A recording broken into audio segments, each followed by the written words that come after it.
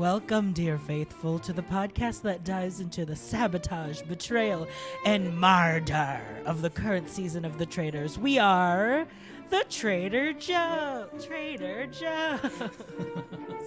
Welcome, everyone. We are back with the first official episode, recapping the first 3 episodes of the new season of the Traitors, only on Peacock. You have RJ here, RJ Joe here, alongside Brandon Joe and Jeff Joe from the Austin office. How the hell are you? We're full on TV after this weekend. I know. All full up. We are full up. Hours. We've got 3 hours of this. Drag Race. Other drag races. Multiple drag races. Drag race finale. Drag con coverage. Drag con content. New seasons being announced. We have 2 casts that were announced this weekend. We had Canada wrap on Thursday. It's a tough time to be a reality TV babe. I might propose maybe we do a little UK versus the world season. Who knows? We might have to rebrand, but yeah, we'll work on some names. We gotta workshop some names. Yeah, but the casting looks really good. So I saw one of your. Yes, Marina Summers, our icon. Friedrich's up there looking. I mean, all of our icons. She can win. She can take it. Yes. But we're not here to talk about Drag Race. We'll do a little bit. We will. But we are here to talk about the Traitors. But we're going to start every episode like we will be doing, I guess, every episode. We'll see how long it sticks. Yeah. What's your Joe today? That means you could be, what's your coffee? Or what snack from Trader Joe's you brought today? I'll start. It's a little on the nose, but I just picked up a snack. I just picked up a banana. Oh, there you go. Because that felt really appropriate this weekend. So yes! That's my Joe today. Lots of bananas this week. Yeah, my Joe is not from Trader Joe's, but it is Joe. It is Joe. It is coffee. It is Kona coffee. I love Kona coffee. Kona coffee. Yeah. Today I have a beautiful sparkling white tea with pomegranate juice. So I bought, they have this one, they have a green tea pineapple, and then I think there's another one too that's like a white tea. Does it come in like a set? Mm-hmm. It's like a box of 4. Nice. And I've been using them as mixers for like whiskey, and they've been really fun. This one, I had this with whiskey yesterday and it was great. Kind of like a little highball, but not really, but kind of in the same oeuvre. Well, there you go. We did that. So we'll see if that sticks. 2 down. Okay, we are here to recap not 1, not 2, but 3 episodes of The Traitors. And we've got lots of notes and we've got a lot of things to talk about. So we'll just dive right in. We'll go one thing at a time. The girls are in. They arrive. What do we think about the arrival of the faithful to the castle? I think... it notably shows that the budget has increased. Absolutely. We've got I don't know, like some sort of band. The arrival, like the drummers. Yeah, there was like a full welcoming ceremony. Yeah, we've got drummers. We got pyrotechnics. I mean, yeah, production quality for sure. And let's say it, Peppermint looked amazing.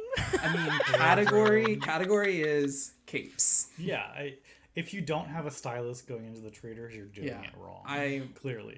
I would be shocked if they weren't given a budget to put towards some of these clothes. So that's what I was thinking. They're just not clothes. They're accessorized. There's jewelry. There's hats. There's capes. There's cover-ups. It is. Yeah, I mean, last season we had a theory that production was putting them in these outfits. Yes, that's what I was curious, because when we were planning for the show, I was like, should we talk about best looks? And you were like, I don't know, it looks like they got originally these looks. We were going to just talk about Alan's looks because that was notable from season 1. But then really quickly we've seen that everybody came with a new wardrobe. Yeah, I mean, we said it in our pre-show that we know at least like Parvati hired a stylist, right? Yeah, we heard through other reporting that she had hired a stylist. Through our peers. Let's say it, our peers. Yeah, that's fine. Yeah. So yeah, I imagine Peppermint had some looks created for sure for this, and I'm sure the housewives came very prepared. Yeah. You can kind of pick out who is on theme with their outfits versus who is just like, I'm gonna bring some nice. And it's shirts. there's a lot of, tartan. There's a lot of plaid, which is, on the nose for Scotland, but and it's definitely, winter. It's cold, clearly. Yeah, it feels like it's a lot of these people are wearing clothes that I don't think they would normally wear in their normal gigs and giggeries, and I think that's kind of you don't wear 3-piece suits on the challenge. Yeah, and so I think that's probably where it comes from, that people feel like they can do it, and also, I mean, this show is drama. With Alan, obviously, with his looks, but it's just the setting is so dramatic that you kind of have to put your best. Yeah, and we had people in the cast commenting on each other's looks. So we had multiple people acknowledging Alan's look when he arrived, kind of at the entrance at the beginning of the first episode. There was that quick exchange between Bananas and Alan, where Bananas says, how does it feel to be the second best? Yes. And dressed person in this castle. You need to watch it, basically. Yeah. Here, we'll do a little bit of visual aids. Oh, there we go. So here we go. So they So for those if you're not watching, we're gonna describe it. Remember, we are on YouTube, so you can see the visuals alongside. But yes, so we have these one-on-ones, these little Tic Tac lunches. Yeah. Which not all of them were aired. Right, but they all seem to be on social. Yes, and they've been used sparingly throughout, I think, to kind of paint the picture, which I'm really curious when we get to it, just the involvement of Alan. Yeah. So Peppermint has that long wrap that she kind of uses as a cape. A lot of white looks, very regal. Yeah. I mean, the Parvati headband era, she bought a suitcase and a set of these studded headbands. These studded headbands. They got the box set on Amazon. It comes in every color. Absolutely. Yeah. All the memes already are Parvati buying these headbands. Well, there's also there's a Canada one. There's a crossover here. So the first season of Canada, Erica, who was a Survivor 41 winner, Erica, she was on Canada 1, and her first look also had the exact same headband. Oh, interesting. So there's a through line here with Survivor contestants. Survivor winners. Survivor contestants. So finally we don't have to just wear buffs and buffs and bathing suits. Yes, finally we get to dress up. Yes, but we're showing now the iconic Luke that Alan sported. He's got the red and navy almost tartan over cape over a red suit. Yeah, and a big flower. Big plumage. There you moment. go. Yeah, on his shoulder. So this, I'll say, is my favorite Alan look of the first 3 episodes. Absolutely, totally. I mean, you gotta start grand. Red velvet suit. Come on. So the girls are entering, right? The girls are kind of going through the cast, and immediately everyone is kind of bringing up what they're known for. What's the notoriety? People are kind of saying Dan is Janelle and I have played Big Brother before, and I know how cutthroat she can be. Right away, Parvati and Sandra are setting the stage up already. Parvati is the one person I probably don't want to see Sandra because we have kind of a rivalry of who's the true queen. That's one of the first things we hear where they're even still in the car. Even in the car, even before they meet each other. And the immediate cut to Sandra. There's a moment inside where Parvati and Peppermint are talking, and then Sandra comes in, and Peppermint editors, knowing the weight of how this feels. Yeah. So on this, do you think Peppermint knows the backstory on Parv and Sandra? So here's the thing. I think Peppermint knows everyone's, at least if not their story, what show they're from and what they're known for. Because that's kind of how they painted her in this. Her episodes. They're painting the picture. Even in the car, it was she's fangirling over all the people in the car.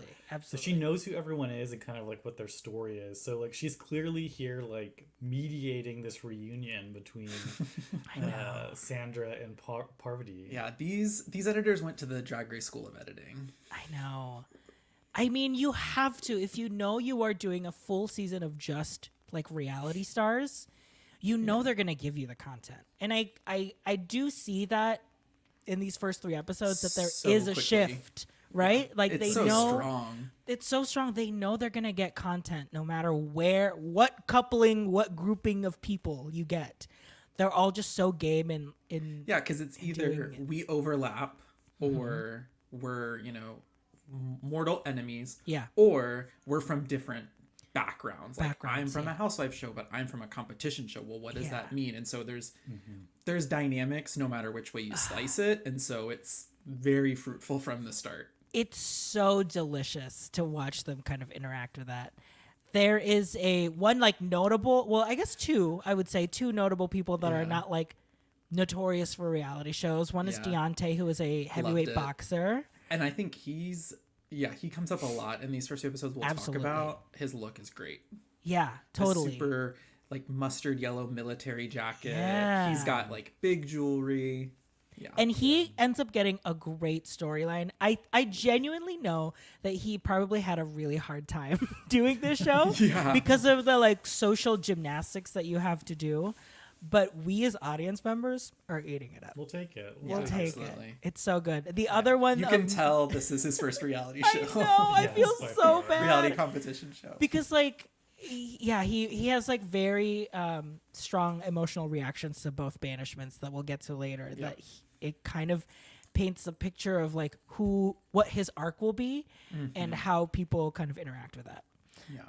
The other kind of not reality show contestant is John, a former member of Parliament in the UK. Yeah, and it's so funny because Tamra for all people is like, I never trust a politician, so I'm going to keep my eye on him. And the way that becomes a full storyline for her, it's so good. It's so good. Housewives, they jump on their first instincts, and honestly, they don't seem to be that wrong. I think Phaedra also called him out. As did she recognize, or is this like they got a dossier and it's like, oh, maybe, you're that person? I think so, because she was like, oh, you're the politician. I feel like there might have been some prep that happened. I feel like she wouldn't know that on her own. Like, it came out of a lineup. Yeah. But even in that first interaction out on the lawn, she was already kind of like gussing I got my eye on you. Right? She was like, oh, I'm so excited. Ooh, like, I'm so excited to get to know you. And even like as they're talking about everyone, she's like, oh, John, he's so lovely. He's so quiet. He's my John. Like, and then cut to the confessional. Oh, God. We're already eating it up. Yeah. It's one of my favorite moments was when Kevin from Bling Empire didn't know who is bananas. Or what the challenge was. So he's like, oh yeah, that's bananas. He's from the challenge. So this is Janelle and Kevin for everyone to remember. This is Janelle and Kevin. She's going around the room. She's basically like taking attendance. Janelle also, like Peppermint, knows where everyone's coming from, but she's not coming in obviously as like, I'm the fan. Yeah. I'm like, I keep my eye on every reality show. For this reason. Janelle educated herself before coming here. I'm sure totally. Yeah. But she has this moment. Yes, Kevin is like, "Oh, what challenge?" And she's like, "The challenge." And Kevin's like, "Oh, what kind of show is that?" And Janelle just goes, "Well," just head tilt cut. But Janelle, so you've got it up here. But Janelle had another notable entrance look that we thought was really strong, and we've got Trishelle here too, which we'll talk about Trishelle later. But these little suits, like, it's, to me, it's giving big Clueless energy. And in this interaction, you know, this is a little later in the day, but Trishelle's basically saying like, well, I'm not a traitor. And Janelle basically says, Janelle's like, I don't think you're a traitor. Like, I would never think she would never think that Trishelle is a traitor. In my recasting of it, Janelle is Cher and Trishelle is Amber. Oh, absolutely. For sure. Trishelle is Amber. Or even like in a Mean Girls way, like Trishelle is definitely a Gretchen. Yeah. As opposed to Janelle, who feels very Regina. Are we trying to appeal to a different generation, RJ? Absolutely. Come on. You know the three of we were all raised on Clueless. Don't try it. We span across all generations. But it is also more current. So for the Mean Girls, yes. Yeah. Big Regina George. Gretchen. Or Gretchen and Regina energy here. Yeah. But I mean, like, if we are comparing it to Clueless or whatever, but like Cher is... There's still obviously, like, you still root for Cher. You have to, right? Yes. Even though you want to be her and you're so jealous with her or like obsessed with how cool everything is to her, but then you still feel for her even though you know she has everything in the world. So which is Janelle. Which is the Janelle storyline to a T. So I think it's perfect. It's perfect casting, and it's so exciting to see them. Yeah, everybody brought their tall boots too. Tall boots are still in. Yeah. You don't really get to. Yeah, it feels like everyone's having fun. Yeah. Should we jump into the traitor ceremony? Selection. So the selection of traitors. Selection. Okay, so the selection of traitors. In the regular game of Mafia, everyone closes their eyes because it's a party game. Everyone closes their eyes, and then the person who's the host running the show taps. They'll be like, if I tap you, that means you're a Mafia, and then they tap you. And then they're like, if I tap you, you're this row, this row, this row. It is the exact same way. There is a room of these reality show giants playing Heads Up 7-Up, basically, in this giant banquet room, and it's so funny. I didn't even make that connection, honestly, when we did, because it's the same thing in the first season. But it wasn't until I was watching here, I was like, oh, that's funny. That's camp. That's like so good. It's so, it's so simple. Yeah, it's so very, very straightforward. And I'm sure it's both the producers who select, pre-select. But do you think Alan does also have sway in it? I don't know. Or is Alan just such a great performer that you truly believe that he's running the show? Do you mean like he gets to choose? Or the producers Or the producers choose? I think the producers choose. I think the producers choose. And yeah, he just does a really good job of selling it. Because I came off of it being like, I could buy Alan picking Phaedra Parks to be a traitor. I mean, like, it just makes sense to me. Maybe it hinged on those interviews. I don't think it did. I think it was already in the bag. Well, but the cynical part of me thinks like, okay, this is a NBC / Bravo empire. Yes, totally. This time we gotta get a housewife. Yes, and also very smart to pick the one housewife that has like, I've left the housewives. Fuck the housewives. Yeah, I'm married into medicine. And everyone on Twitter has been like, this is the best thing Phaedra has done out, because Married to Medicine, she barely does anything in Married to Medicine, apparently. Yeah. So yeah, Phaedra, like, obviously, we'll get there, So the two traitors that Alan picks are Dan Giesling and Phaedra Parks, and then announces that they are not complete. They do not know yet. Like, the traitors don't really know until they go to the traitors turret or whatever they call it. The turret. The spire. The spire, yes. Till the spire. Spire. So they don't know. She's back. They don't know, but they are able to recruit another member to the traitors. Yes, and this is different than season 1, where 3 traitors were selected right off the bat. It's also different from the UK. They have a similar format this year, but they selected 3 traitors, and they added in the first round table, and then they added a fourth by traitor vote.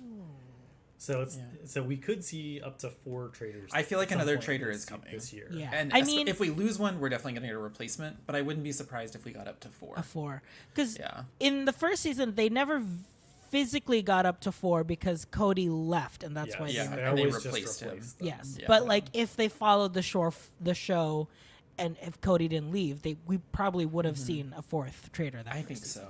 I think they would have added that traitor at that point, no matter what. But I think they have to keep it at 3. Yes. So I don't know why, but I have this like theory in my mind. This is unsubstantiated. This is allegedly. This is not fact. Yeah. But something tells me Dan agreed to do this on the condition that he would become a traitor.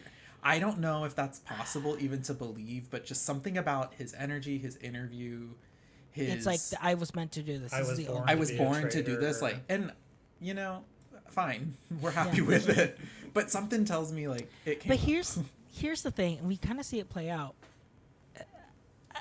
The hubris of that, right? Yeah. Heavy is the head that wears the crown. Yeah. Yes, and so if there is a possibility that he makes it all the way, it would be great. But also just as great to see him fall from that. And I think that's fine. I'm not coming into this as like a Dan stan from Big Brother. Like, I don't have any like affinity towards him. Right. I think he's a good player, but he's not player. like my favorite player. Yeah. Right. But I would, it's like, I completely agree. I respect him as a player. He has played 2 great seasons of Big Brother. Yeah. Obviously, he got to the final both times. But if he also were to get called out and banished, like, that would be incredible television. And Phaedra thinks he won twice. Yeah, Phaedra. No, I was watching all of that. I didn't even watch that second season, but I was like, I don't think he won that. And I saw everyone on Twitter. They were memeing. Was it Ian? Is his name Ian? Ian Terry. Yeah. Yes, everyone was putting his picture like Ian when he found out. Phaedra said that Dan won twice. Well, and I mean, some people probably argue that Dan took Ian to the end, and then Ian won by the jury vote. So I mean, he basically did win. If you make it to the final, girl, you basically won. You won twice. So, like in classic Mafia, once people are selected, and then you open your eyes, it is just you are throwing anything out there to cause any suspicion. Yeah. And you got to pretend to be. We got some wild, so bright, some wild theories going. Some wild theories, and we start going through. Oh, I'm sorry. We start going through that here, and it's so funny. Larsa from Real Housewives of Miami, who, by the way, is with Marcus Jordan. They come in together as like a couple, but they've already said like, we're both here to win. Yeah. I would vote him out if I had to. Blah, blah, they blah, sleep blah. in separate rooms. Larsa is reading for her life in that. Yeah, but she has that nice picture she brought like to watch at night. Watch him, to look at him. Yeah, but Larsa immediately is like, I feel like my hearing. I'm known for my hearing. Yeah, Larsa Pippen is known for her sonic hearing.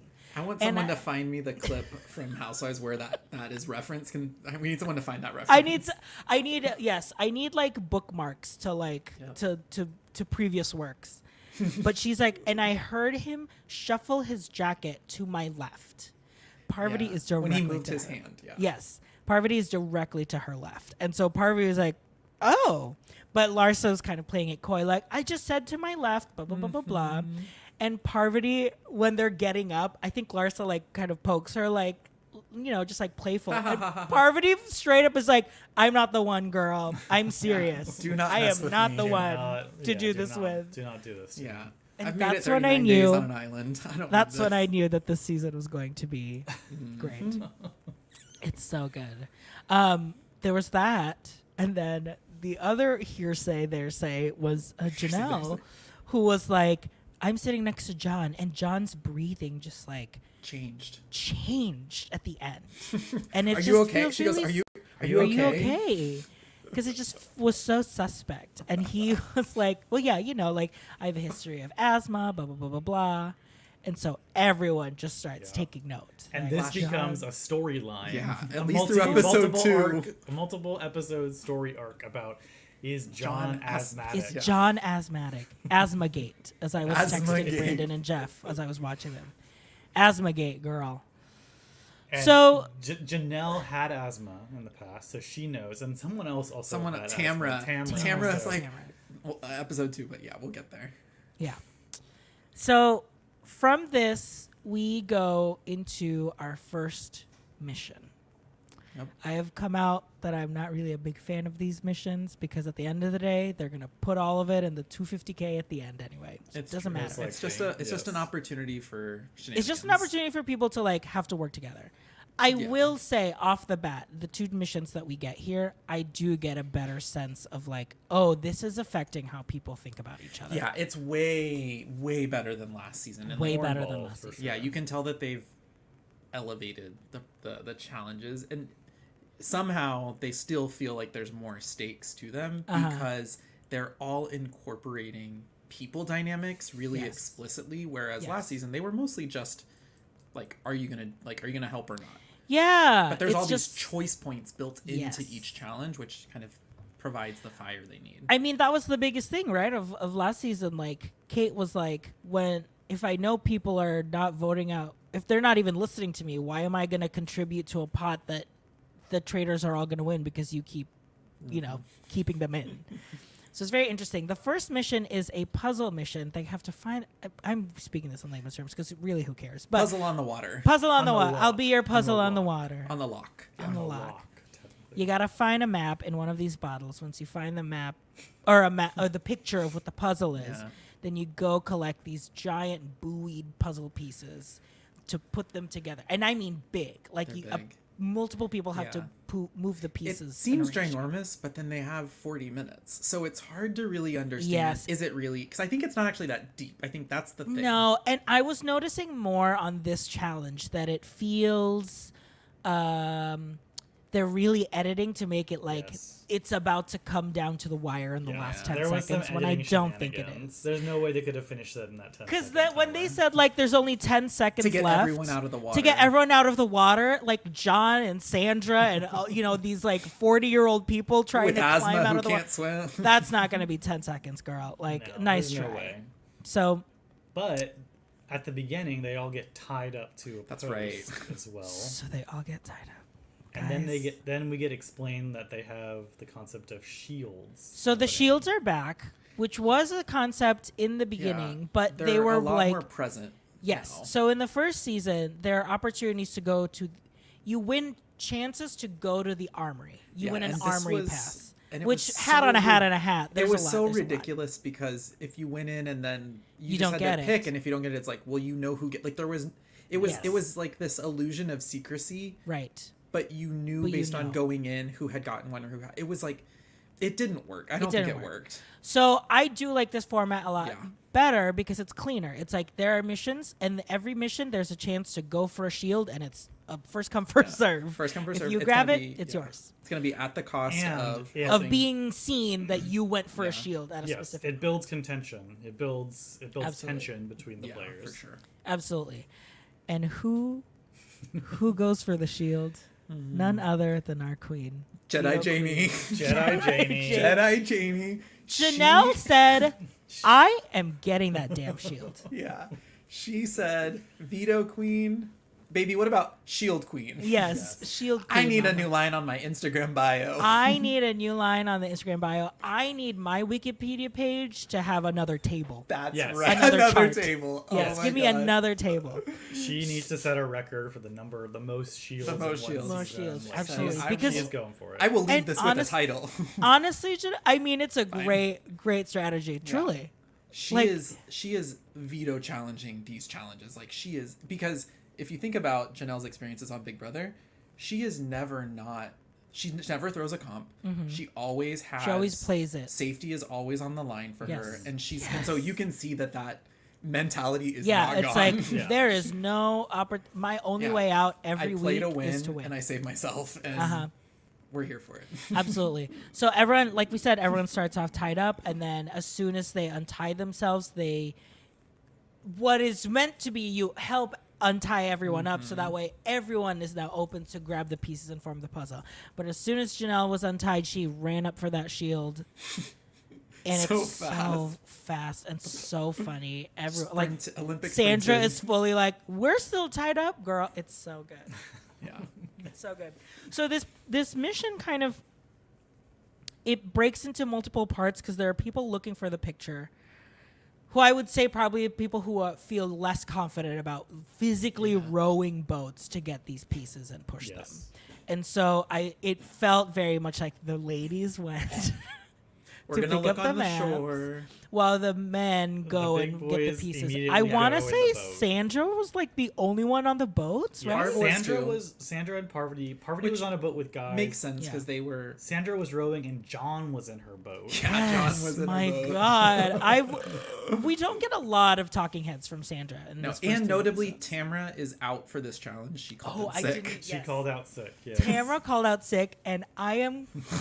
That is a power move, and it's a power move that she gets to stay. Yeah, she's not like, because I feel like in other shows, if you skip the challenge, maybe you're suddenly automatically on the block or something. Yeah, but she's like, no, she comes back in and she's fine. Yeah, she's totally fine. So there's a lot of play here. Because all the pieces are together, no one's kind of like leading.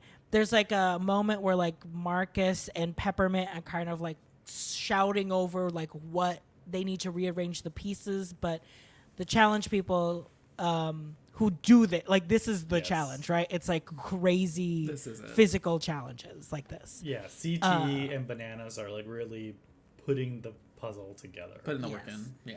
And I was really scared because I thought that this was going to be a reason for them to target Peppermint.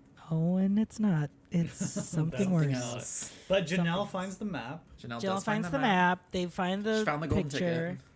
They form the picture. They run up. They make it, and it lights up. They do that Wile E. Coyote detonator. Yes, we have a theme here. The first challenge always has to involve lighting something on fire. Light it on fire. And they achieve it, and they win $30,000 for this prize pot. Thank you for writing down the numbers, because I did not care how much money they were making. So thank you for writing it down. It's gonna get the V250 at the end. Absolutely. In that challenge, there were 2 more shields at play, and CT and Deontay were the ones who get it because they were out in the water. You had to basically swim out and grab it. If you're doing the work in the water, grab the shield. Grab the shield. They deserve it. There was that moment where I think Kevin and John and Sandra were in a boat at one point, and Kevin was like, "I think that's a shield." I almost like. It was weird for him not to go for it, and they didn't really. I don't think he knows what's going on yet. Kevin is just having a great time. Yeah. Who do you think is the Ryan Lochte so far? Is it Kevin? I don't think so. I don't know yet. Bergie?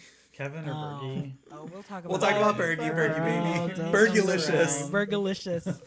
So they win the shields, and then they all come back, and there's obviously these initial conversations now as they head into the first evening of the Traitors, right? They don't do a banishment. They go into the Traitors. This is before that. So this is like the next step is going to be... This is going to be the night of the first murder. First murder, yes. And the nomination. For the replacement. The third. Oh, yeah, they have to choose the third. Yeah, sorry, the recruit. Yeah. Yes, the recruit. The recruit. Yes. That's what it is. Yeah.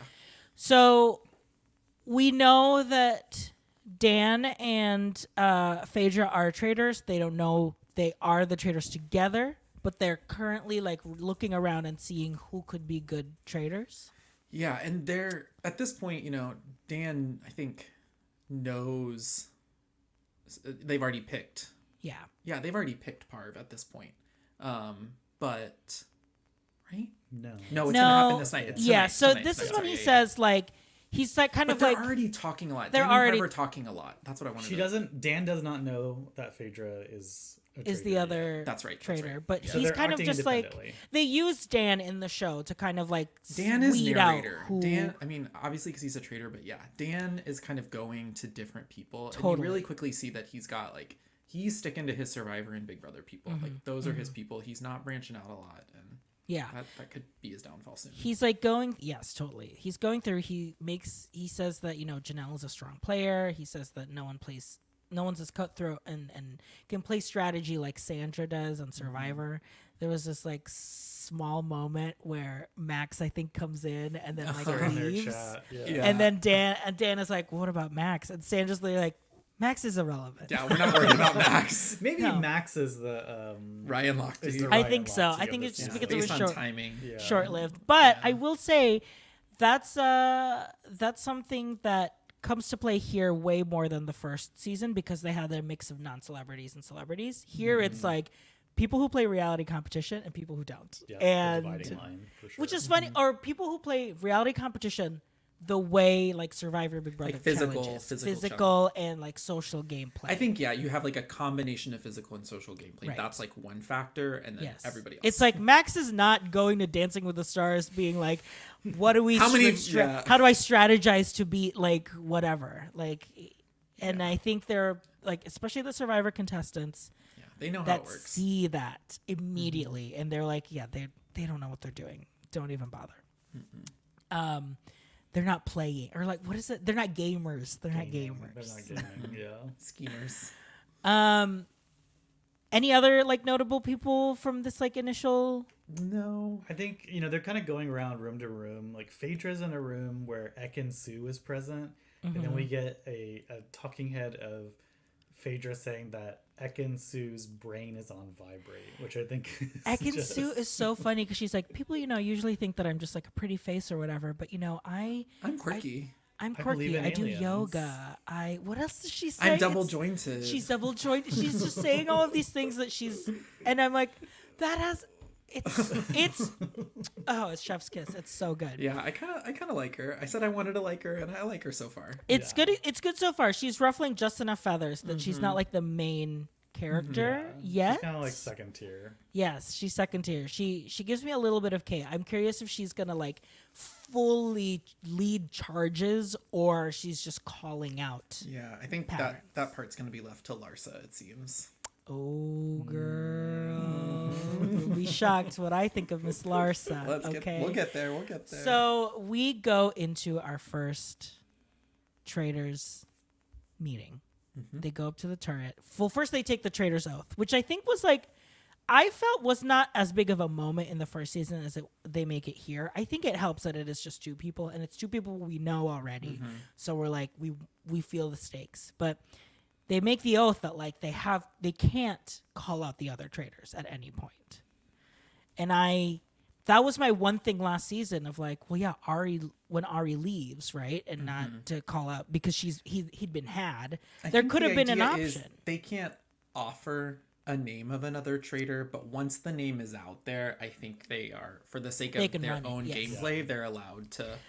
Because they cannot say, I think blank is a traitor who truly. Because I've always been afraid, like, Cody, when he was voted out, I was afraid that when he was on the Circle of Truth or whatever the fuck it's called, he's like, Cirie and Christian are traitors. I'm also one. I don't even go that far. Yeah, but you can participate. You probably lose a lot of money if you do that. I think they tell you to be like, girl, you're paying for the reshoot. You're paying for recasting. Girl. Which I do think about, like, when they do reshoots, we said that, like, the first season had, like, a little reshoot, right? Because somewhere in the beginning could do. I mean, if it's Mafia, if you need to reset the game, I guess you can. You just pick... All right, everybody, we're going to reset. Hey, guys, reset. Can you call Bananas back in here? We're going to do this He's in again. Sequester down the road. Yeah. Yeah, at the hotel. So they get to the Traitors turret. Phaedra is playing this role so good when he's like, are you willing to kill or are you willing to murder your faithful? And she goes, I'm a killer. Yeah, it's like, what is her updated housewife tagline going to be after this show? That's so good because she eats up all of these, like, she chews the furniture. Yeah, 100%. She is so good. She's like, I really care for John, I really care for Deontay, but they all have to die. Everybody has to die at some time. Yeah. Oh, it's so good. And I called it. I was like, I think they're just going to be good. If they don't get her out early, if they really run with her, I think she's going to provide. And is I think so. We talk, and this is mentioned a lot in like the later episodes, but that built-in trust with other housewives. It's almost impenetrable is what it seems. I think it's going to be. And there's so many housewives because last time we just had Brandy. Yeah, right. She had to make her own Bravo family. She had Kate. She got the Shaws. Like she brought them all in. But this, it's like we've got Cirie, we've got Tamara, we've got. Were you the one who shared this to me? That there was that rumor that like. So they did the production photos after the first night. So Reza had already been eliminated, but I guess Reza was telling everyone that like Cirie's a traitor. Cirie's a traitor. I don't. But like still, no one believed him. I read that on Twitter today. I was like, amazing. Yes, there is like an impenetrable Real Housewives alliance, which is so funny and so smart. Honestly, I mean, especially for Phaedra, because it's why you would bring. It's why Cirie wanted to bring Stephanie as far as she did, right? Because it's like, Stephanie's always going to bat for me. So why am I going to get rid of her just to kind of keep it going? So convinced that I am faithful. I am trustworthy. Yeah. So it's so Phaedra good. Is so well protected. I know. And it really is so smart. The reveal of them that they are each other's traitors.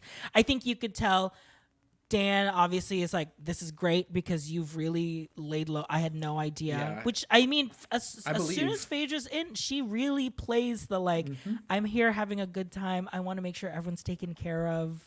Who do you think it could be? Oh, friendly. Wow. Like, she's in she like slides into every combo really easily. She floats between groups, I think, really easily. Yeah. And to Dan's benefit, she's not a big gamer, so Dan interprets this as like she does not even have a target. Yeah, I can influence her. I can control the choices. He kind of sets the agenda. We see pretty quickly, and it seems like in most of these early decisions, he's running. But the thing with Dan, this hubris storyline, I think it's gonna really bite him in the ass. Humble pie shall be served at we breakfast. shall. We need. I mean, yeah, totally. Like, by episode 3, there is like a humbling that he clearly gets. Needs. So they first talk about who they want to recruit. Yeah. And their options basically right off the bat is literally like Janelle, Sandra Parvati. Parv. Yeah. Which survivor, Big Brother? Yeah. Which powerful woman do you want? And I'm curious, like, how they play out. That's why I do wish we get more of their interactions in the house, because, like, with those 3, are they all like interwoven pretty well with the rest of the cast, or they just want kind of someone strong, you know? Yeah, I think my impression is that Dan went for that because those are 3 people that he, I think, could establish trust with very quickly. Totally. They would all be more obvious targets before him based on his typical strategy, I think. Yeah. Dan likes a shield. He likes a shield, and these are potentially, I think Parv's actually the exception here, but, you know, Sandra and Janelle are very big, overt players, and that's exactly what you would want. And Parvati already has this like little bit of attention on her from the first roundtable with Larsa. So it's like, well, you know, there's a little bit there. I can kind of bring her into this, but if something goes south first, it's going to be her before me. Her before him. So he thinks at this time. Yeah. Yes. So they decide finally, and it's Parvati. Queen Parvati is offered to be the 3rd traitor, and she accepts. So she doesn't know who the traitors are yet. She's not going to know all day. She has to go all day. And basically it's built up as like Dan and Fraser will now watch her all day to see if she can pull it off. Yeah. And the wardrobe again. Yeah, it's just the capes. Really hitting here with the gray cape, the white shirt. And I saw Goody Parv in the turret. That's like what it is to me. It's so good. It is absolutely giving Crucible. She's a witch, yeah. Well, Black Widow. I mean, it's all black. Yes, Black Widow Brigade. Like it becomes Parvati's kind of her lore. Yeah, she's in like almost exclusively like black, white, natural. Like that's good branding, baby. I'm stylist. And you know, yeah, I'll bring it up later. So after this, they offer her. The traitors still have to decide who their first murder will be, and they are either going with like John because it's like, you know, clearly a faithful. No one believes John to be a traitor. And it likely at all. won't ruffle any. Like there aren't a lot of ripple effects. I think of John getting murdered. Like no one's really connected to him. It was like John, I believe Kevin, or was that in the second episode? No, in the first episode it was John. It was John and Bananas. Bananas. Right? I think CT came up. CT and Bananas came up, and then Peppermint came up in the first discussion. That's true. It was Peppermint as well. Because the last 2 to come in at breakfast are Peppermint and CT. Yes.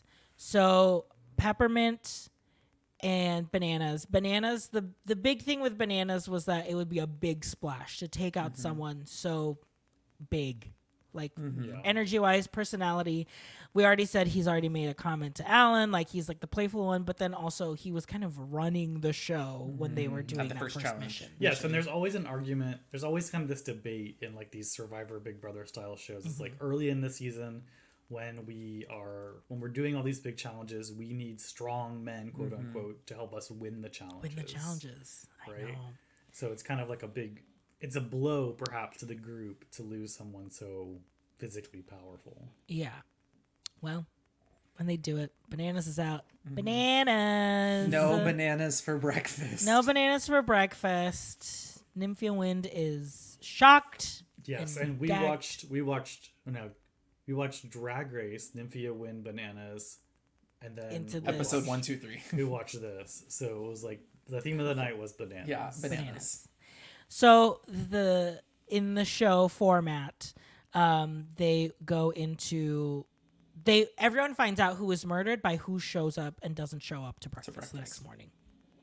And like you said, Peppermint and CT were the last. They all find out that it's Bananas. It's a genuine shock across everyone that someone so like popular in a game like this has been voted out. Janelle shouts, "It's bananas! It's bananas!" It's great.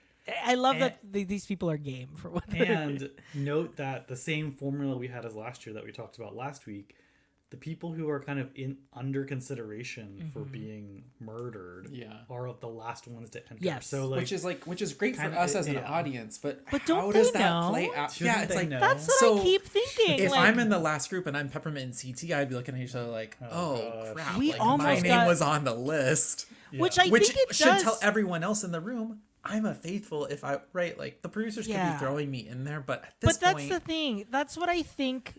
I think those conversations do happen, but I don't know to what extent. Because when Bananas left, CT was like, "Oh, I'm going home next," because I was almost voted out. Yeah, and or murdered. That's true. He was on true. the table. He was on the table. Was. So,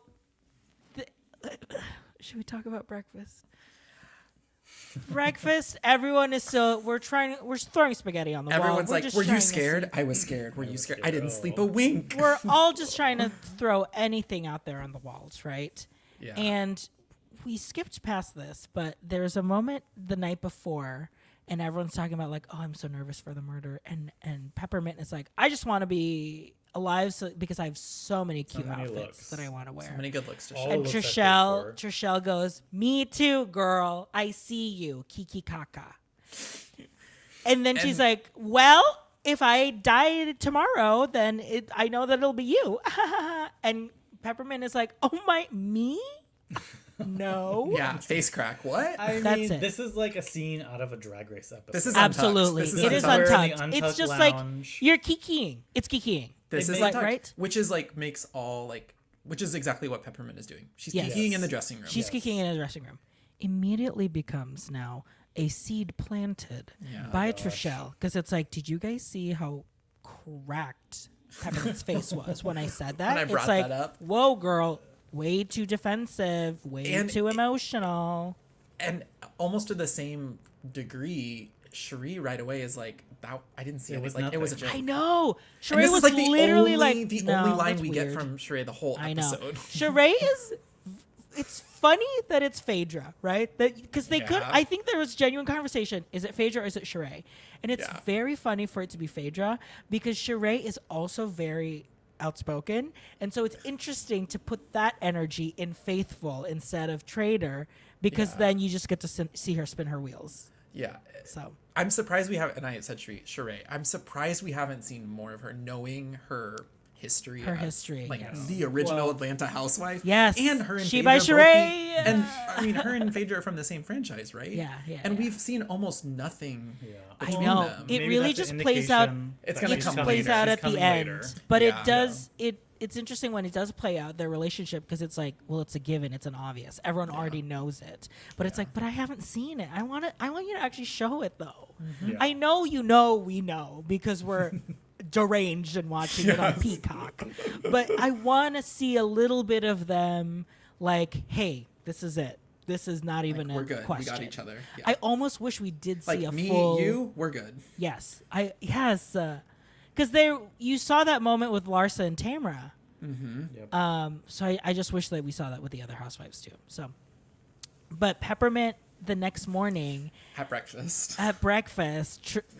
Trishelle was like, "Well, yeah, there was that moment last night where I thought that if I died, then it's clearly you." And Peppermint is like, And if you're still here, you "And must if be you're a still traitor. here, you must be a traitor." And she's Basically. like, "Okay, girl." And Peppermint is great. Gets up. She says like a great line. She basically says like, The only way I'm getting murdered is by these looks. And Yes. then like walks up and down the walks table. up, Again, honey. untucked, interior Untucked, illusion Amazing. lounge. It's so good.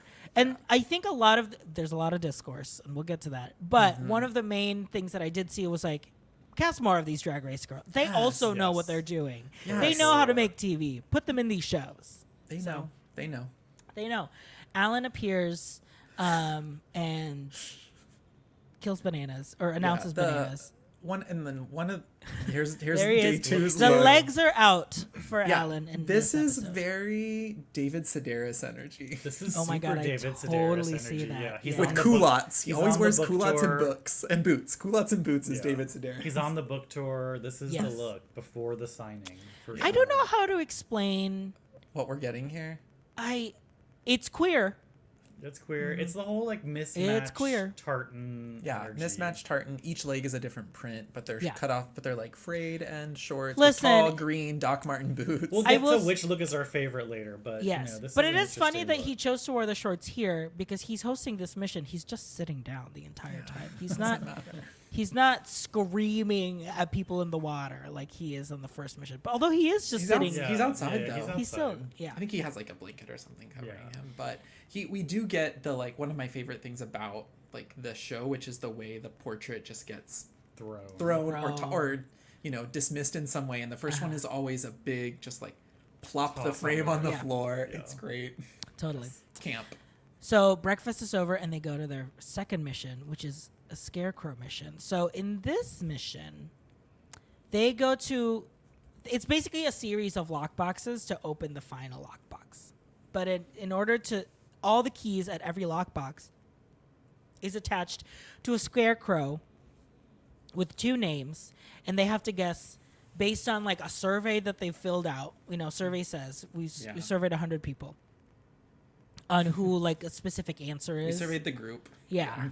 And so the questions are like, who is the most popular between like these 2 people? Who do you trust the most? Who should speak up more, which becomes a whole thing. I think those are the 3 questions we get. Yeah. Yes. So they're split in 3 teams, but they all have the same question. And we had a version of this last season around the same episode stupid of like Ferris the wheel with like who like you're voting. So that we get it, but like again, it's that idea, but it's elevated, it's tightened, it's just better. It's just simplified a lot more. Yeah. And it's more really effective. It's more about the conversation that people have to make because that becomes under the drama. that pressure, which is perfect. It's a great challenge. I think the only ones really to note are Marcus is voted as the one who everyone believes the most. Yeah, most influential. Most influential. Dan is voted who should speak up the most. And Peppermint is voted as most popular between her and Deontay. Which becomes interesting during the challenge because it seems like, okay, this group collectively voted on this, but then in the challenge, they can't agree. But I think they're only answering those questions with everyone, right? They just enter the name. And so I think they all were like, oh, I can assume the one Drag Race girl is probably super popular because it's Drag Race. It's like everyone... Mm-hmm. And my kids wonder, love does this mean Race. like most popular outside the show or most popular amongst the group? I assume the second. Oh, you assume the group. Oh. I guess that's true. Yeah, because if we're talking most popular outside the show, it's someone like Phaedra. It's someone like Phaedra. Yeah. Yeah, that's true. Maybe it is in the group. But that still makes sense to me too. I mean, they're both very much like the fans, right? Mm-hmm. Like they're the ones that are not in like the circuits of like reality shows. So they could stack up to one another. Well, it's like I want to know when the survey was taken because was it before even the show? Yeah, that's true. Was it when you got your cast and your dossier list? Was it after the first day? Like when did this happen? Yeah. But Peppermint is voted most popular, but no one picks Peppermint initially. So all the groups run up with the Deontay Scarecrow. The key doesn't work, so they all have to go back. Well, remember her group picked Peppermint. They initially picked Peppermint. Then they threw it on the ground. They went back and threw it on the ground. They changed it out for Deontay, and she was like, y'all are wrong. And the whole time, Peppermint's like, they had to pick up my Scarecrow from the ground because I told them I knew that was wrong. I think was Sandra in the group as well, and she was on Peppermint's side. It was like Sandra and MJ, I think. Just pick Peppermint. It was the girls. I mean, it was mostly the girls who like knew, except for Trishelle. Trishelle was like, "There's no way," but she's building a narrative. Like that's clearly what she's doing. They make this money. Who cares? There was only one person that wins a shield because at the end they have to like go to this field. Well, they go to this field and like strip these scarecrows. There's a shield in one of them, but also Alan says that they have to quote rip open the bulging chests of these scarecrows. Girl. And I do think it's interesting that in this challenge or mission at least, they don't they don't reveal that until they actually get there. And maybe they explained it to them and we missed it. But I do think it's interesting that they're revealing to us as the audience the rules like throughout the mission. Yes. I think that's really interesting because what we're used to is like everything's on the line. Everything's up there. But I think that just makes it more you keep tuning in because you want to get surprised. Yeah, absolutely. Dan ends up getting the one shield from this mission. I don't think it had a big impact on people making money or not. A few of them went for shields, but they still got like almost 20,000 out of it. They did not. They got 17, I think, out of the 20. Yeah. It's almost all of it. They go back home. And they prepare for another murder. Round table. Oh, they do. It's the round table. Yeah, round table first. God, this is the one thing. This is the big one. This is the one thing I hate about bundling episodes because then it's like because we all watch it in one sitting. But the formula is, the formula is breakfast reveals murder, mission, discussion, round table to banish, set up the murder, and you leave with the cliffhanger. Murder revealed next episode. Yeah. So they go into their first banishment, and the names in the discussions and the actual night and the actual roundtable are peppermint because of the Trishelle moment and John because of the asthma. Now, if you thought asthma was not having a moment in 2024, you're wrong, girl. Asthma's back. It is here. Asthma's never left. Asthma's trending on Twitter. About whether John was able to run well. He fell over. Tamra said. Tamra Tamra tried to be like, John, are you okay? Do you need your inhaler? Yeah. And he's like, no. She said, I need an inhaler. Do you have yours? And he's got those little legs. He's like, no, girl, keep running. And Tamra on the talking heads is just like, that bitch has no asthma. What are you talking about? Yeah. Peppermint, in efforts to kind of clear her name, which I do commend, she's campaigning. She is campaigning to different groups and rooms to try and defend herself. And she does a Freudian slip because she's talking so much that she accidentally says traitor instead of faithful. And everyone, obviously. But it's clearly a Freudian slip, obviously, because we know who the traitors are. But it's because it's Peppermint, you feel bad, obviously, because we love her. Yeah. But, I mean, if this was anyone else, they would be like, well, girl, sealed your deal. That's it. Too bad. They go into this round table, and they are obviously the first two names. But Peppermint is the first one to speak out. She's like, I want to nip this in the bud. Mm-hmm. This is stupid. We did not even think this was a thing. This was just a joke. And so for you to say that, like, this should be a reason for people to be suspect of me is stupid. Yep. And they kind of get heated in a way. Mm-hmm. And Trishelle even says, like, please don't interrupt me.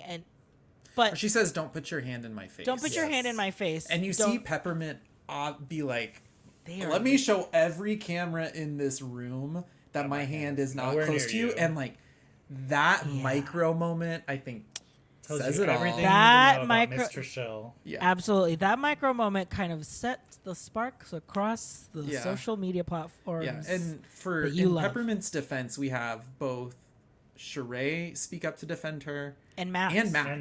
Yes. Max too. Max is like, we should be going off evidence. I mean, Max before the round table and at the round table was like, I don't think it's Peppermint. This is so gossip. stupid. There's no evidence for this. It's just BS. They just want to pick someone out, and we just got to start somewhere. So let's run on the only thing we have. So that moment happens. John is also put on the spot by Tamra, and everyone, and by everyone I mean the audience, is just watching a Real Housewife take down a former member of Parliament. And I want to just say there are people who are like, trash TV is trash TV. No, girl, there is an art and skill to it, and these people are good at what they do. And this is how you see toe to toe. These are a match for each other. Oh my God. Because obviously you're watching it and you're like, this makes absolutely no sense, but she is not backing down. So who am I to say that she's wrong? Because she's going with her gut. She's going for it. And usually, like, these first banishments, like, they don't have as big of a splash. No. And I think this is like part of this is part of us getting an all reality cast. Totally. Is that you're gonna feel an impact from nearly everyone, you know. Absolutely. In another, like in US1, like a non-celeb, it's like who but you know, the pork chop, they're gonna be forgotten, like we won't, they're not anybody, but so this one hurts a lot. It does they go into voting and there are a few votes for John, but most of them a vote for Trishelle, because Peppermint says that Peppermint does make a really good point that she's like, by her going so hard on someone for no reason at all should be a reason why you should all suspect her, because it takes the heat off of the traitors. It's a very valid argument. It's a very valid argument. And at that point, what else? That's what she could go on. Yes. So in the traitors, they have to kind of like say something, right, before they show their vote. And there are a lot of people that are like, I just didn't feel like you defending yourself was good enough, which I also think is valid and fair. So I just want to say that, because I think there were people that were like, I don't want to vote you off, Peppermint, but I just don't. Peppermint also had the slip up in the kitchen where she accidentally said traitor instead of faithful. So some people were there for that and latched onto that. I think Larsa was the big one, which Larsa is becoming a bigger voice for the faithfuls than I didn't anticipate, but she really is. And I think the other thing that's part of this is like, you also don't want to go against the group mind think in the first episode a lot of times as like as a faithful, because you don't want to put yourself out there as this like is why we see unanimous. There's always it's the sacrificial pork chop. There has to be someone that has to go home first. And it's like, okay, well, you know, this happened with her, so I'm just gonna pile onto that to protect myself. Right? Yeah, someone's got to be me. But it is very unfortunate. It's very sad. And from Trishelle's perspective, her comments are just not really very. Yeah, her history does not precede her well. And that's what I was saying. Like, as I was watching it, it was hard for me to, because I don't know that. I'm just going off of what people are talking about too, we right? Didn't either. I don't know the specifics. I don't know Trishelle's history. The last thing I know about Trishelle was when she was on Real World like 20 years ago. Yeah. But apparently she has history going back about 20 years ago on the challenge. On that. She's been doing this kind of thing. But that's the thing with the show. You shouldn't have to rely on outside things in order to dictate how you enjoy the show. Mm-hmm. But I think it's hard when you're casting all reality contestants and their whole thing is them being personalities. Yeah, their whole everything is baggage online. Absolutely. Good, bad, ugly, not like it's all online. So whether they've got good memes or bad memes, like they're coming up on Twitter after the episode, and that's why people are So like the people didn't have to dig far to get this stuff on Trishelle. We saw the receipts on Saturday morning. Yeah, it was quick. Shea Coulee was that was the one. That was the first one. That was one of the first and ones. that's a voice for us that we would. That's follow, that's a big voice for us. Yeah, that we would follow, and everyone else is basically saying like, if you watch the challenge, apparently it's Rivals 2. If you want to go look it up. There's a clip, at least one that's like often cited, where she goes after the unconscious bias becomes conscious a little bit, and you can't not see it. And like the editing doesn't direct. It doesn't. No, talk it about doesn't this directly. However, it does. They do show people feeling uncomfortable. They show Deontay crying after this. Yeah, I really want to think about. I want to talk about that. They show Sandra was like, I'm pissed and I'm mad because I was close to Peppermint. Yeah. They show Cirie, so it's like they're showing these little things, which kind of leads me to believe that there was probably more to this that we're not shown. Right. Yeah. So when Peppermint reveals that she's actually a faithful, she also says like, I wanted to be in the show also because I am an advocate. My existence in pop culture is to be an advocate for trans people. So I really wish I could have done more, but unfortunately it's a game. And she has a great, she said, you've been led astray. You've been led astray. So good. The thing with Peppermint, it's so sad, obviously, because we're all fans and we all said it. We're like, I don't think she's gonna last long. No. This is a great episode. Like it is. She receives a full arc. It's so good. Yeah, and that's what I always try to. As we recap these shows, we always just have to make you give them the credit. How many first outs have made their life off that. And the great thing about Peppermint is that this isn't the only thing she's like trying to build a platform from. Totally she has a tremendous career. This is just a small part. You know, she's been on Broadway, originating role. Like she is. Yes. Like she is going to and continue to be great. Already causing waves from this because she was the banishment. This first banishment, everyone is like, we cannot do that again to Peppermint. What do they say in Chicago? Be famous or be infamous. Exactly. Like, so it's, sure, she like isn't winning, but she left with such a great experience. I mean, totally. Yeah, and I really hope, I want you guys to cast more Drag Queens. Yeah, I think. And more, she stood out as like an exception. And more queer people in general. I think that's part of the thing is like... Not just Frankie Grande, girl. There's more than one queer reality show contestant. Honestly, I would take Frankie on the show. But I would Season 3, we'll see. Season 3, but Frankie. Yeah, I think that's part of it is like these people in this cast maybe don't even understand some of the like queer coded responses and like the kikiing that like she was participating in. They're like, what are you doing? Right? Because they don't know. They don't know. Yeah. Like, and I think honestly, some of them do and some of them don't. Some of them don't. It's more about who does and doesn't know, I think. Because even like Cirie was picking it up, and I definitely see that from just like a black woman. She's like, this is a table at a meal on an episode of Housewives. Yes, girl. It's these challenge people. Honestly. It is the challenge people who come in. It's like everything. It's so focused on competition, and it's. I'm very happy actually that right? I have not seen a single damn thing about the challenge. Because I wanted to ask, like, what's the ratio? Because I don't know either. Like, what's the ratio of like social to physical? It feels like it's more physical. The challenge, but I think it's very more physical. But there is like the whole like the after chats at the house. We're getting drunk. We're partying. It's kind of like that real world. It's the real world with games. Yeah. It's the real world with games. Yeah. Well, which is like the relationship. Basically where it came from. Real World Rules Challenge. Like that's exactly what it is. That was the era that I watched it in. Yeah. And I can't get into it in this new. There's too many people. The new era, which has existed for 20 years. So the tangent for Real World. Quick tangent on Real World. Is the current Real World still then like? These are just people that are still living their lives, but for like these 3 weeks, they filmed them in this house together. I think the current Real World is separate, yes, and that is a pipeline for the challenge. Yeah, but you don't go challenge to Real World. You go Real World to challenge. Because that just how did we get to like this one house in LA to now doing like Ninja Warrior ass challenges for people? How did we get to that? And like, are you casting people? Knowing that you have like a longevity if they can be on the challenge later on, that's weird, right? I mean that. Well, now they're doing this whole like challenge world thing where there's also the CBS version of the challenge, which is like that has CBS stars. Yeah, it's kind of like the international. Yeah, they're trying to bring back like the like All-Star Olympics. Yeah. Okay. Anyway, they banished Peppermint. Everyone has said Deontay specifically is tearful. Like he has an emotional kind of break of like.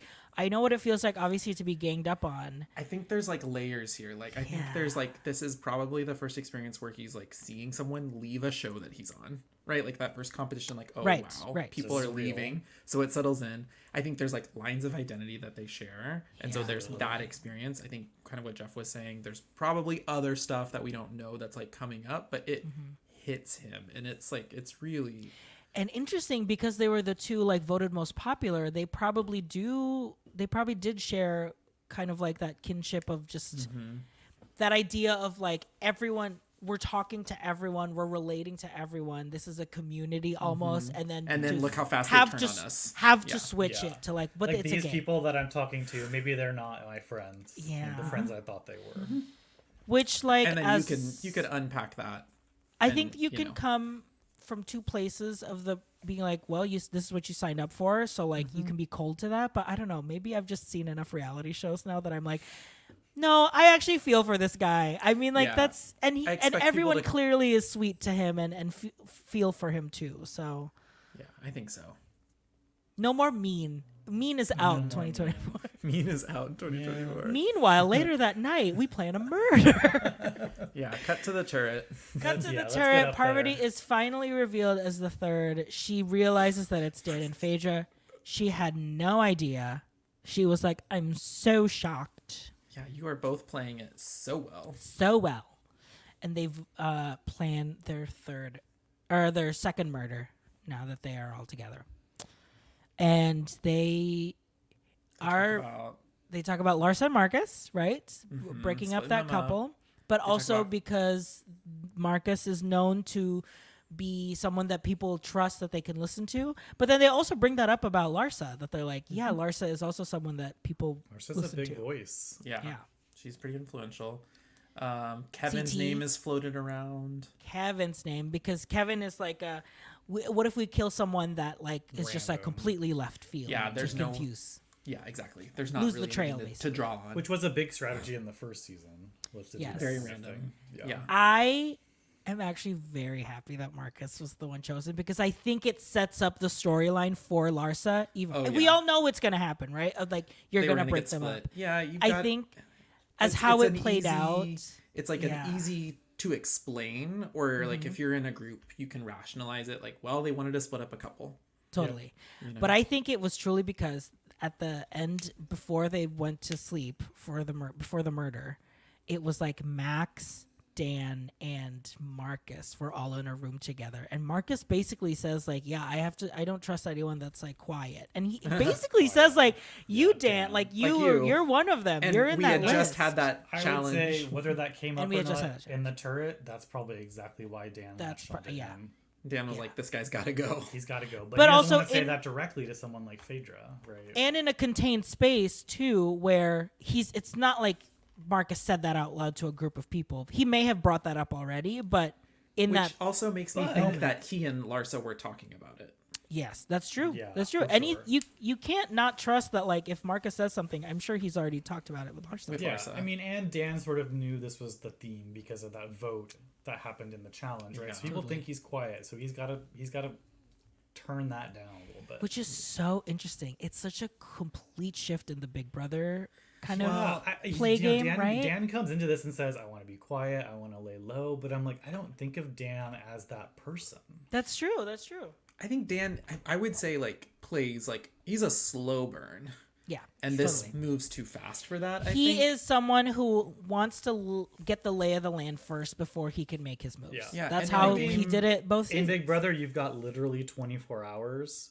And you have week-long cycles. That's what I was going to say. And here we're talking about 24-hour cycles. 24 hours. And even in Big Brother, you have those like moments where it's like, okay, noms are set. Now let's react. Then there's a veto. Okay, like there's all these opportunities to tweak your strategy. But here it's like you've kind of got to line up like multiple moves at a time. Like you've got to be able to plan for like you got to appear at the round table, get ready to murder the next day, then perform. Like I think the pace is quicker than his typical approach lends itself to.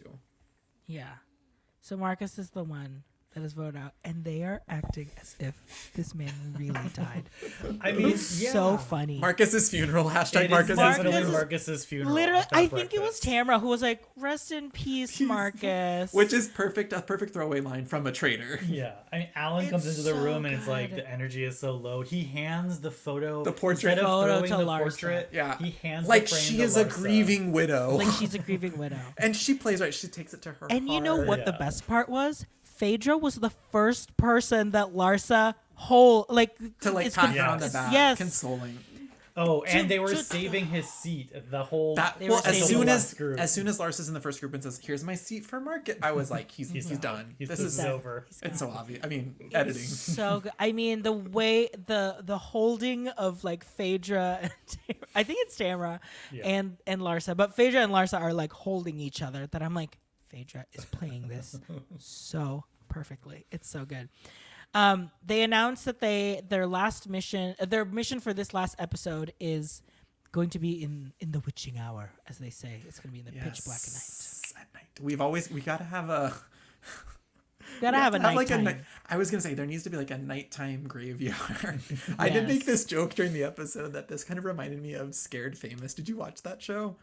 No. Oh my god. We're already over. Alaska was in it, right? Alaska. Yes, and I'll send you some clips. It's so good. It made me think like it was totally like scripted. It was camp. It's like a scripted like horror reality. But it's exactly. This is very like, okay, we're gonna have like Tamara is like, I will not be buried alive. Like Yeah, that is all my that. one thing I'm never gonna do. There's always I say that to bring up that there's always this like there's this evening graveyard buried alive. Yes. It's like, okay, let's check that off. Evoking that, yeah. Yeah, very that. So this mission is revealed, and they have to basically perform a graveyard heist. There are coins, there's bags of money all over the cemetery that they have to get. But since it's a heist, there are moving spotlights, like security spotlights throughout the whole graveyard. Yeah, it's prison break. And if they get caught, kind of prison break. Yeah, there's a lot going on here. It's a lot of I know. They are really you gotta find the tools, you gotta break the graves, they have Survivor, they have Big Brother girlies that do worse challenges. They're like, let's throw them everything. The challenge kind of lost me. I was like, it was I don't a little know what's confusing. happening. There were some key moments in here that are good, but I kind of lost me in terms of because it felt like they were having such a hard time. Yes. Yeah, they were really struggling with this. Until this one moment. Hard, right? Until Baby Bergie figures it out, right? Burgonator comes out, and they've given Burgonator finger. Bergie finger. Yeah. Bergie finger. Bergie gets Did you watch Drag Race on Friday? Not in its entirety. Burger fingers. Bergie finger. For everyone listening, I hope you got that. Yes, it's Bergie fingers. I have some thoughts on the planes. Let's say that. Different pod. There's some aircraft that needs to be taken out.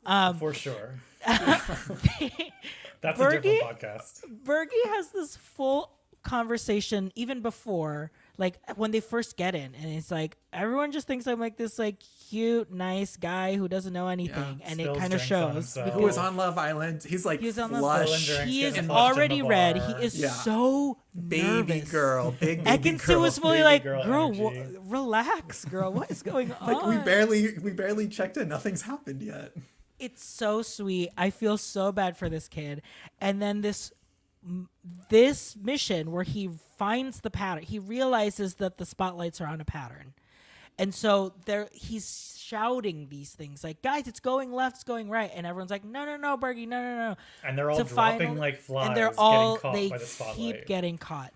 To finally they're on their last person, like Kevin's last person, and they're like, we have to listen to Bergie, and so everyone's like, okay, Bergie, tell us what to do, and they basically figured it out to the point where he tries to go for like one more thing, and he's the one that gets caught, and everyone applauds him because they're just so it's like a hero's journey. Truly. Yes, totally. There was another big Janelle moment in this challenge. God. Yeah. So it's so I called this before the tweets, right? Yes. Yeah. So and also, girls, this is an Emmy-winning show for Best Cast, and I'm telling you, they're probably winning the second year too. Yeah. Exactly. They've already won an Emmy for. They just won an Emmy for casting season 1. Yeah.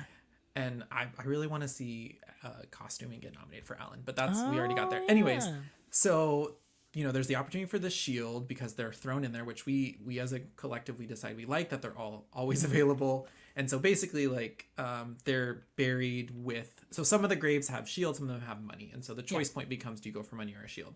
Naturally, Jedi Janie, who is playing this like a veto challenge, is going for a shield the moment she also says, I'm going to be in group 2 because I want to see how this works. Let some people get kicked out and then go in later. Why wouldn't you? I mean, yeah, if you had the choice to wait. Yeah. And there's, I guess, a point where she's going for a shield and Ekin Su comes in, and then they essentially fight for it, and Janelle takes it. Now, a couple things here. I watched you rolled the back clip. the tapes? I rolled back the tape. Okay. Yes. My official referee, referee view says Janelle had her hands in it first, and Ekin came up behind. But Ekin says Ekin Su had her hand on it first, and Janelle took it away. Who says, "Can I have that"? I think Janelle says, "Can I have that?" But it's because there's other people around, not Ekin Su. Ekin Su. What I think happened is Ekin Su hears her going for it and is like, let me get in there and go for it. Yes, I think Ekin Su is definitely that player. Now, that girl.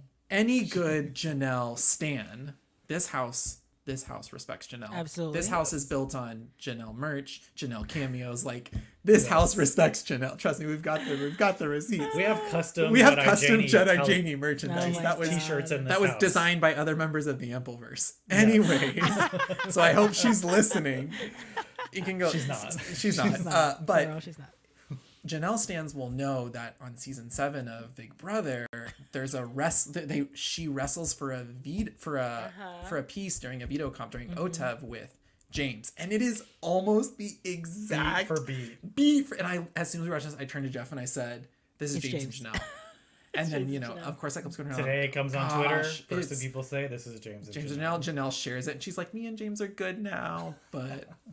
I don't know how. So good. Like, this moment in itself is enough to make this show worth it. It's so good. It's so good. It's so good. And but I was just gonna say, I think that I would put money on this being a question at the reunion. Like, this is the kind of thing that comes up at the reunion. Oh yes, like I can see. Did you really hold one more time? Now that it's over, can we get a final ruling? Who was holding Andy? I'm gonna tweet Andy every day. To make sure he asks this question. Let's make a bot. Make a bot. A bot. Please ask Janelle and Ekansu at the reunion what happened. Anyways, okay, I'm back. We're done. It was so good. It was great. It was so good. They win the money. Janelle wins a shield, and who's the other one? There were multiple Tamara people, also right? gets a shield. Tamara gets a shield because CT was going for one, but gets caught. And Tamara's like, girl, there is a wide open shield right there. So she just goes in and takes it. Mm-hmm. She wins. I'm imagining the shield chart and the fact that Janelle and Tamara from The Real Housewives are both shield winners. So good. So good. I love the show. Good, yeah. It and really feels like a daydream. This is Janelle's second shield in 3 chances. Shield Queen, Veto Queen, Yeah, we need the infographic on our Instagram. Yes, absolutely. The statisticians. Where's the Traitor stats stuff? Yeah, Traitors.stats. Is there a Traitor stats account yet? There's got to be a spreadsheet or something. Traitor stats. Listen, I'm on it. I'm on it tomorrow. All right. So they go into their next banishment meeting. They're back at home. They're kikiing. They're talking about who. Everyone is like, well, we can't let what happened to Peppermint happen again, right? Yeah, we need to be really strong about this. So people who really feel like they have a good gut feeling, we should go with them because that's all we can go for. And Deontay is hot on Max. He is like, I just have a feeling. I just have always trusted my gut my entire life, and I just have a gut feeling that Max is someone that we should look into. Max is not doing, giving everyone the benefit of the doubt because his strategy is like, I'm gonna go in and out of every room, but he's literally dancing in and out of these rooms. He's like, oh no, if you want to talk, I'll go. And he literally he's dancing with the stars. He is dancing with the stars. He's probably in this room being like, do you want to be my celebrity? You know what? He's doing a quick step. Hey, if we get he's jiving. Parvati or Janelle. Oh my God! No, okay, look, with his brother maybe. With Val, look. I actually don't. No, I don't want them on it because I can't handle them not doing well. Put Trishelle on it and have her out first. Oh, that's fine. Oh my God! Or yeah. Oh, he's doing a quick step in and out. He's just dancing in and out, and everyone's like, "What the fuck is going on with Max?"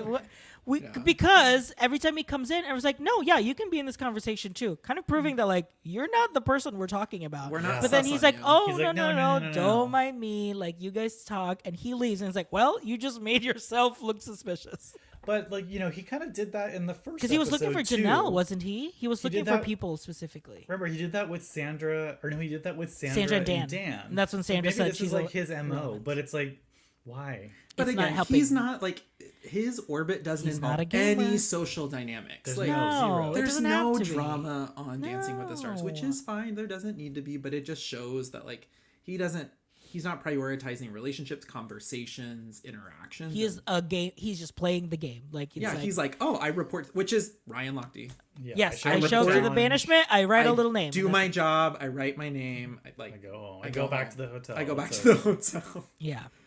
So there's that moment with Max. So that's why he's on the hot just kind of seat. setting the stage for for that. The housewives are talking. Okay, pick a little, talk a little. And they're really keying in on They're It's okay, really it's keying okay. in on people that are laying low, that they think that are Yeah. really scary, that can lay low and play the game too that way. too quiet. Who's Too too quiet? Who's not talking at the round table? Who's not Yeah. talking enough. And Dan is Dan's mentioned. name is Dan is mentioned by Larsa and MJ. Also MJ. MJ. MJ is very. He's not MJ a housewife, is but down. tangential because and in the MJ feels a universe. little like she's kind of close with Ek and Sue, it seems. So they're Yes. kind of starting to click. Yes. But Dan's name is definitely floating. floating around.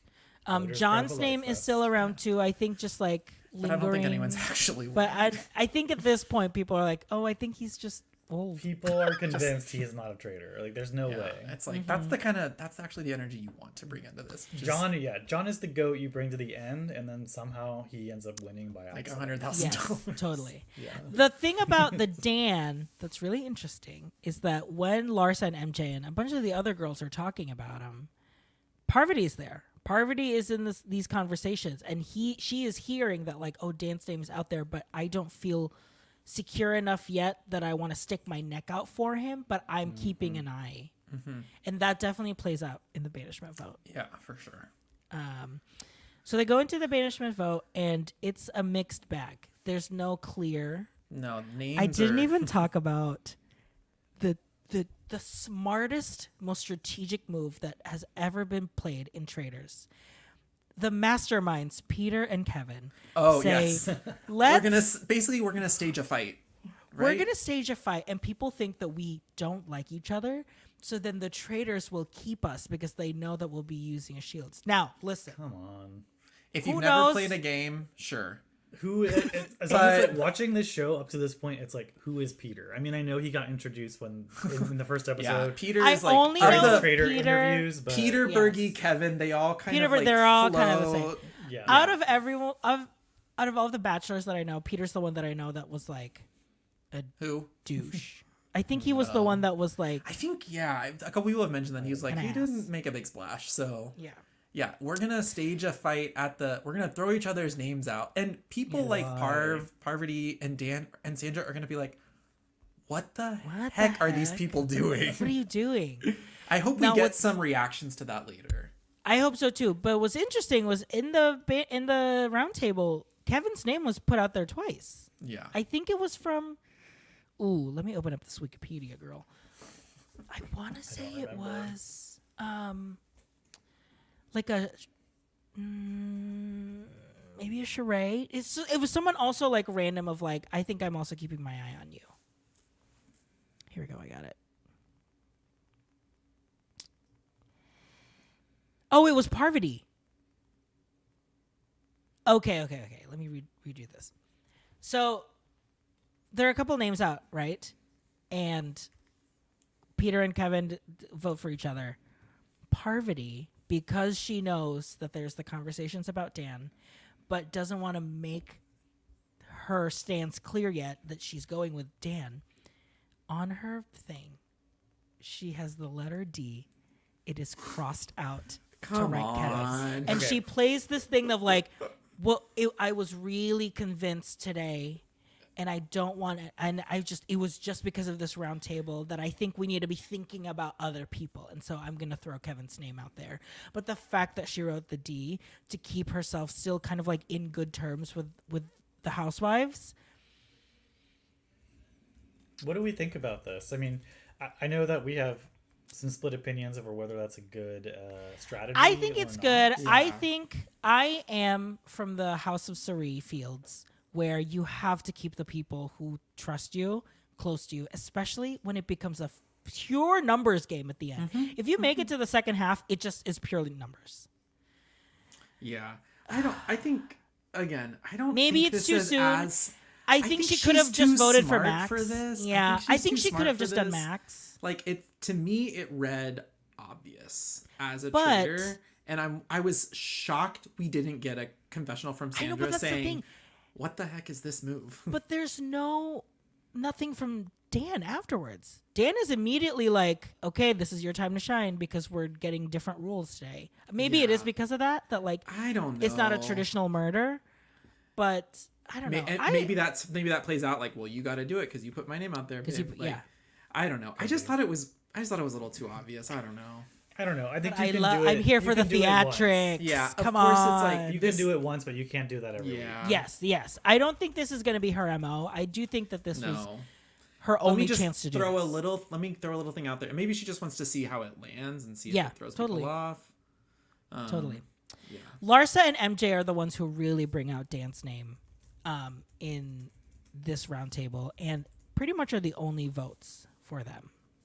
Mm-hmm. But there's also, I mean, this is the roundtable we get where we get a slew of names.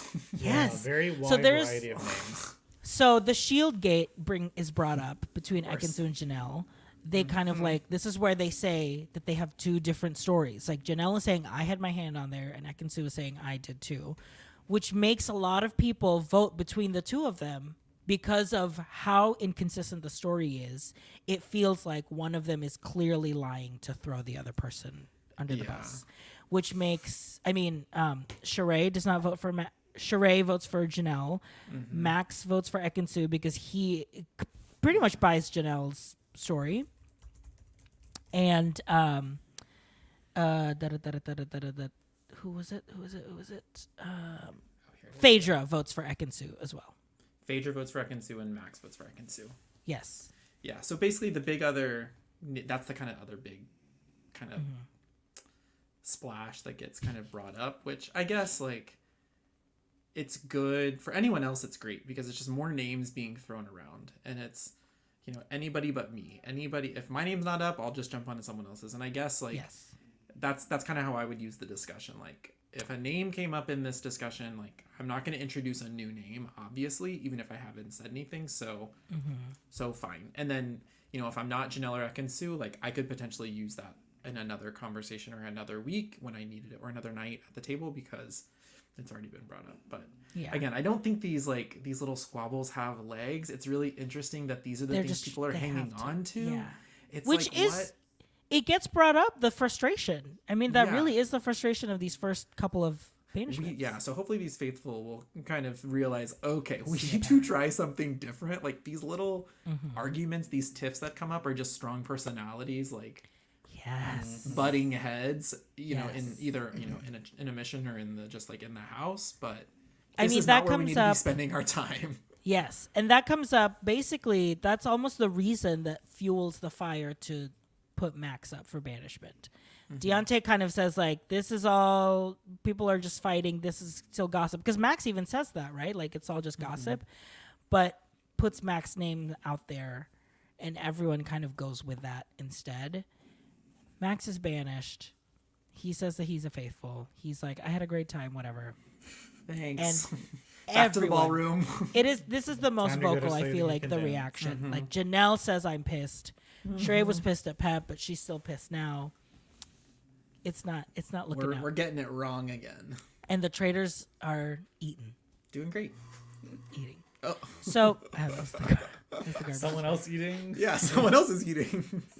So, finally, I can't believe we're talking about 3-4 Murder episodes, in plain sight. Murder in plain sight becomes the last kind of thing for the traitors. They have to murder someone in plain sight, which means, Mama, the theater. Yeah, last season it was whoever gets a kiss. I think it was give someone a kiss. Give someone a kiss goodnight. So that was the version of this last season. This time, they have to go find a chalice. Retrieve a metal chalice out from a book in a library. Yeah, the prop team on this show. In 3 they said we pay so much money, we got to use some of these things. Yeah. They have to find a chalice, which Dan does, and then gives it to Parvati. He finds it, but then he makes Parvati pull it off the shelf. Parvati runs in there so fast. Like, she gets it, boom, boom, out. Yeah. She gets and basically, like, pulls Parvati aside to be like, this is Black Widow time. Like, you are the only person that can pull this off. Yeah. Because Dan is already suspect, right? Like, his name's already out there. Drink from him. And Phaedra is so in deep with the rest of the faithful so that we can't even have her pull out. She's like attached to those housewives. She cannot get away and so from she basically says, she's like, we're leaving this room. Yeah. Yes. Well, here's the thing. So they choose a couple of kind of options. Janelle, Janelle's name is brought up. But they kind of roll her out MJ. in the turret. MJ is the big name. John comes up. And Cirie. Cirie, yeah. Because they think Cirie would be a good one to break up the housewives. But it's so good knowing that these housewives are so tight because it's fun. It's just fun to see how they have to maneuver. I made a little note here that like I have not been a housewife person in a very, very, very, very, very long time. Me too, I don't watch a lot of housewives. I don't watch current seasons. I see the clips on Twitter and that's enough for me. But they are all doing a stellar job. Phaedra is like, she is crushing it in this season. So like, give her the flowers. I'm obsessed. Like, housewives are doing an amazing job. And I do think, like we've been saying, I think what helps is they have each other. And that was like a really smart casting adjustment they made is they needed that little you gotta get like at least 3 you gotta get at least 2 or 3. That's what I really wish for Peppermint. If Peppermint had another Drag Race girl in there, I think. Can you imagine? Shangela. I think. Oh my god, some of the people like. Yeah. If they put like Monet up there, I think like Monet and Pep would be a really fun. I could see it. Dynamic. Well, again, we could do a whole episode. That'll be like a off-season episode of like which Drag Race. What I am curious about though is like with drag. I mean, I guess they all do makeup, but it's just like if you're a drag queen, are you in drag? Was Alaska in drag for all of Scared Straight or Scared? No. And there is precedent for a drag race queen being on this show in Canada. Miss Fiercelicious was on. Canada won. She appeared in drag like at the opening in the first episode, but then like would be mostly out of drag. Okay. I think she was in drag for a mission. Yeah, she was like in like she was in sneakers. Mall drag. Oh, okay. Sneakers, like drag plus sneakers because she needed to run. It was awesome. It was so great. Wig. Wow. Gay speak. There you go. That's the clip. Anyway, wig. Anyway, Parvati has to enact this poisonous drink. She goes to target Cirie, but Cirie and Phaedra and all of these people are just clung onto this bar, and she can't get like her separate. And Phaedra also pulls Cirie out of the room. Phaedra's like, we're getting out of here. I'm taking you out. Which is an amazing moment. Phaedra knows. We're going to see, because you just know you're going to see, not a fallout, but like you're going to see some discussion from that. It's going to be great. I think it's currently playing out like a Stephanie. Like, I think Cirie. I do think Cirie is going to be played out like a Stephanie, like an Andy, who's just like so sure about their convictions, and they are completely faithful, wrong. like just faithful to a T, like faithful to the traitor. Yeah. So she abandons that and goes to the other to the kitchen where like MJ's there, Janelle, Bergie, I think it's going to end up being something in the kitchen. Well, and she targets MJ. That's what they're leading. Running out of time, right? There's a timer. Maybe Bergie too. Yeah, it's got to happen. So they end it with a cliffhanger on who she's going to poison. That's and right. I said that because she says I see a Hail Mary. She says that's what she says, or like I see like an out, and so that's why I was like I think it could be Bergie. Yeah, I think so too. I could also see it being Janelle because they have a friendship. They kind of alluded to Janelle being an option, but I really hope that's not the case. I think it's gonna be Bergie because Bergie he had his hero moment. Like totally. He had a big moment. He got that big applause. Yes. Like, everyone's like, and then they would be like, "Why would you take out Bergie?" Yeah, exactly. The entire time that was happening. I think Dan needs Janelle a little bit longer. Like as long as Dan is in this game, I think Janelle stays in this game. But I mean, at this moment though, Dan's not really making the choice. No, it's true. It's up to Parvati. But also, Dan was like, "You gotta get a girl because if another guy goes, my target is bigger."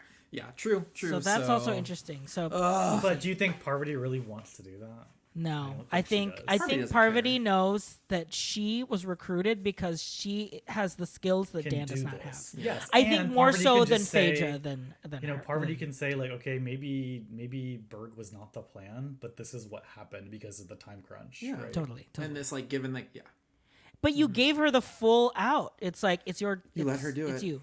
You're the only one that can do this. Okay. So we'll see. That's the cliffhanger. We'll find out next week who will be murdered. we are now ending the show with Yes. who are we most faithful to? Now, before we said we're going to pick a favorite and we're going to pick a winner. But now I'm just simplifying. Yeah. Okay, just like the producers have so simplified what does this season mean? 1. This could mean, I think it could be like who was the star of the episode. Yeah, okay. But it can also... That's how I interpreted it. You can also interpret it as like, because of that, I almost want them to go far. So I think we can just say I think it's just who your star. Yeah, I think my most faithful. Yeah, that's how I interpret it, which is just like who stood out for me. Who stood out that that has like longevity for you? Yeah, I got it. I'm ready. Okay, I'm ready, go ahead, I'm ready. Jeff. We'll go Jeff Brandon. And so of these 3 episodes, Jeffrey Joe. Of these 3 episodes, my star is Janelle because she is truly like delivering. Absolutely on all cylinders. However, I think Phaedra has the best chance of getting to the end undetected. Yeah. Is Phaedra? Then are you most faithful to Phaedra right now? For the odds, yes, I am most faithful. Okay. Yeah, to Phaedra. It feels so obvious because it's Phaedra for me too. Yeah. She's incredible. She's doing such a good job. She is playing this game, but like she's not playing a game, right? Here's like it the doesn't thing, feel like she's playing. The person who I think with longevity, just to add another name to the discussion, I think it's Deontay. He really stood out for me in this episode as well. I think there's some really big story we might get from him. I think he's getting Andy. I was gonna say the same. I think he's getting Andied for sure. And so he's like my other standout, but definitely I am most faithful to Phaedra. It's going to be hard to change that. It's going to be hard to change that. Truly, in the whole span of the show, I think Phaedra is the one that I'm most faithful to. But I'm going to say for this episode, I am most faithful for these first 3 episodes. Yes, these first 3 episodes, it's Larsa for me. Because I had no idea what she was going to bring. And when she called out the Dan right away, that's very dangerous. That's really scary.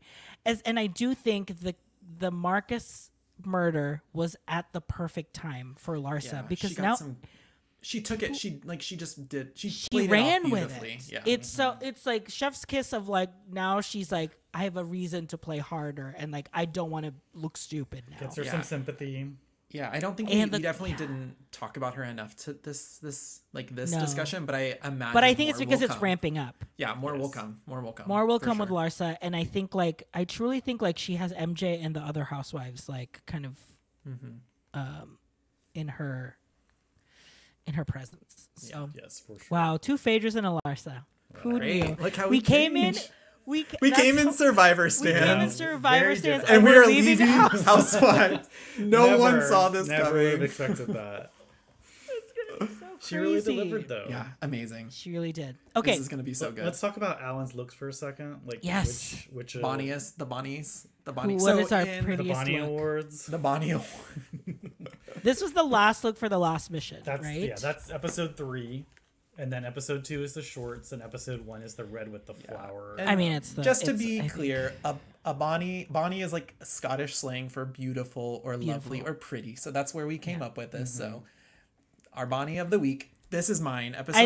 I think it's the entrance look. Entrance look. The entrance look, absolutely. Like, if you think about Drag Race, like you invest in your entrance look to make your impression. I have a different vote. I'm sorry. So my vote is on entrance look for sure. Same. I'm voting for episode 2. Oh, the shorts. The shorts. And the boots. Alan Sedaris. Alan Sedaris. I mean, I think it's just culottes and boots for sure.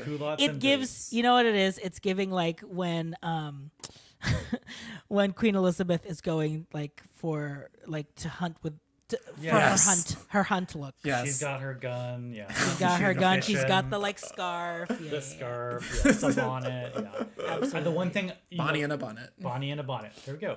The one thing when we went outside to the Scarecrow challenge, he put on this like headpiece. I'm gonna boot the headpiece. I'm Bonnieing the headpiece. I'm booting the headpiece, but I'm Bonnieing the look. Yeah. I think it was. What did we decide? We said Bonnie or. I forgot what we thought we were gonna call it, but Bonnie or bust maybe. Yeah. Bust. Bonnie or bust. Bonnie or. I think the headpiece was a Bonnie. Yeah. Keeping it. Is it like the Vivienne Westwood thing with the? Inspired with the Vivian Westwood inspired. No, different. No, we're good. Show. We're good. Let's call this. We're almost an hour and 45 minutes. All right. So one thing, and I don't know if we're gonna keep this or not, but they did drop today who the surprise contestant is. People announced it. Is it a surprise contestant or is it a surprise visitor? I think they're gonna host. My guess is they're host. What did I immediately say? I said, they're hosting a challenge. Hosting a challenge. But so if you allude, are we going to talk about what it was in the season preview to going to someone's house and bringing them onto the game? Yeah. If you want to turn if you want to mute yourself or turn it off. They released a poster. So hold on, I'm gonna like a cast poster. Yeah, we the only saw a shot of him. We only saw the clip in Sherlock Holmes drag. In Sherlock Holmes, he also has a wardrobe. Clearly. Oh. Yeah, it's like full Sherlock Holmes. Okay, so hold on. So people today announced that Kate Chastain will make a surprise. Magazine? The I magazine. said this. Wait, who? I told Jeff. So Kate will make a surprise return to the Traitors for season 2. Oh, okay, this is a different person. Time out. Oh, I just read. People this is great. This is happening in real time. People can exclusively reveal the season 1 star will be returning to Peacock series, and Big Brother alum Dr. Will Kirby is coming along. Is that what you're saying? Was doing Sherlock drag? So today, what did you say? You said Jeff looked at his phone, and what did you say? You said, "Do you want a spoiler?" And I was like, "Is it someone coming back?" And I said, "Oh, it's Kate, isn't it?" And I said, "No." No, and I said, "Are you sure?" I thought because I think I had already seen rumored that Kate was coming back, so that doesn't actually that doesn't surprise me. I think Kate. So here's what I think, and spoilers obviously because it was on the internet. I think Kate is into play, and I think Dr. Will is there to host, like host a mission or do some one-on-ones or something. There you go. Yeah, there's her picture. She's playing. She's playing because it looked like the person. Yeah, it's Kate. She's playing. So in the trailer to like this season on the Traitors, they like go to a house, right? And you see someone and they tease in this like at the end of boots. episode 3. Yes, leaving. I think she's into play. She's into play, and I think Dr. Will is just gonna host something. If she's back, that really makes me wonder what's gonna happen with the Housewife Bravo contingency, because that's another number for those ladies. Over the CBS gals. That's true. But makes me nervous. Well, we're Housewives podcast now, so maybe. I know. I guess so. We love the Bravo. We're recording our Housewives recap after this. Yeah. Wow. I mean, that's a gag. Okay. I think that's fun. Yeah. And I'm excited to see how. Did you see the picture of Dr. Will? Do you have that? Dr. Will, I have not. Let me look it up. Let me see if I can find it real quick, and I'll drop it to you. Oh, there it is. Oh, you see it? You see it? Wait, where's the? This feels like people are describing this just as like a cameo. Yes, that's what I'm hoping. Just like you got it. Yeah, just like in an episode of like when he hosts the reunion on. He shows up at Big Brother. Shows up at Big Brother to host the discussion with the jury. He's the voice of the Zing bot or something. Yeah. Zing. No. He's like reading something. He's reading the rules or something like that. Okay, here we go. Dr. Will Kirby to guest star is what the Deadline headline says. Oh, Deadline headline. Deadline headline. Oh, okay. This is going to be the Bug House challenge. Yeah. Probably. Oh, it's like infested. Okay, this show is so good. Like we knew it was gonna be good. We were already sold. But we're already sold. This exceeded it met expectations, and those expectations were high, and it met high expectations. This show is incredible. So if you haven't watched, I don't know why you've been listening to us for almost 2 hours. For almost 2 hours. Watch the damn Traitors on P. I mean, this is like when we used to listen to a podcast about what's the game that you used to play? Resident Services. Oh yeah. Oh, Animal Crossing. When we would listen to a 2-hour Animal Crossing podcast and know nothing about what we're discussing. If you're just an Ampliverse supporter out there, and you really we highly recommend. Just watch it. So that if you even know what, get the free trial. If you even know one person in this cast, I think it's worth watching. Totally, absolutely. Even if you just know Drag Race, watch it for Peppermint because you're gonna end up getting hooked on everyone else. Like so far, this is better than the modern seasons of a lot of the shows these people came absolutely. From. This is so much better than Big Brother, girl. Are you kidding me? Survivor. Or Survivor. To an extent, yeah, Survivor to an extent, but Big Brother, I mean, come on. This is way better. I would watch this and I know it's going to be like shorter than maybe a Big Brother. Well, right, the time commitment's much less after you. And it has so much more of an impact. Yeah. And I will be happy that we're down to 1 episode a week after this. Yeah, we had I can't believe that Kate is coming back. I don't know how you can bring someone back and be like, well, they're clearly a traitor. You know what I mean? Like, how does that? I think that's like the hill she has to climb. So we'll see what she does. It's so crazy. It's gonna be like knock, knock, knock. My vote is it's like an extra person appears at breakfast. Like she's like the last, either the last. Oh, and she comes in, they're like, Kate? Or she's already like, or she's sitting there at breakfast, She's like Cirie was with the champagne on the first episode. Oh yes. Hey. She's got the coffee. She's got the coffee pot. Yeah. All right, we'll find out. We'll find out on. We'll find out more. Thursday nights. You will tune in here. Tuesdays. Okay, so our episodes are Tuesdays, but on Tuesdays. but their episodes, I can show you the schedule once again. There it if is. you've forgotten, January 18th is the next Traitors episode coming out of Peacock. And if you're in the past, January 12th at 3 a.m. was not. That was not actually what happened. 3. These did drop. We were had. We've been had. Yeah, we got had. All right. Well, thank you so much, Brandon and Jeff. Thank you. And Arjo. Thank you. Arjo. Thanks to all the Joes. And stay faithful, everyone. And we'll see you next time.